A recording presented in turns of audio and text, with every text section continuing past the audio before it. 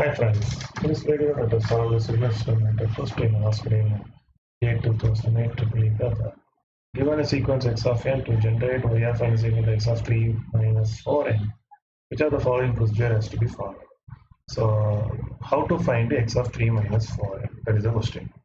So what are the procedure? So x of 3 minus 4n I have to find. So this one I can write as x of minus 4n plus 3. So whenever you are having this is, you see, plus or minus comes means it is shifting.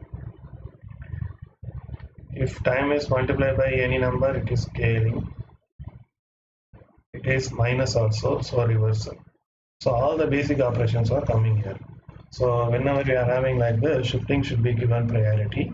So let us first add n plus 3. So first we have to plus 3 means advance x of n by 3.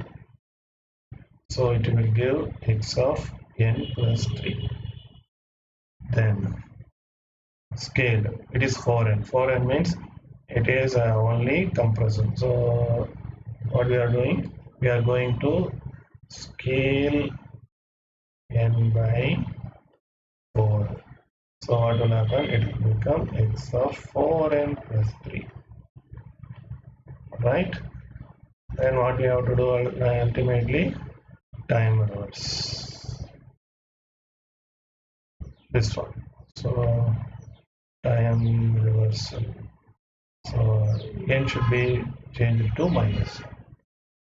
So the answer is, so advanced scaling and time reversal. So where we have to do first delay is a wrong answer, not at all right. Right. So first to pick every 4, no. First to pick every 4, no. So this one is advance x of n by 3 samples to generate z1n. Pick every 4th sample 4n, and finally time reverse. So whenever we are having shifting, scaling and time reversal, the priority is shifting, scaling and time reversal. In this order we have to do. Okay. Thank you.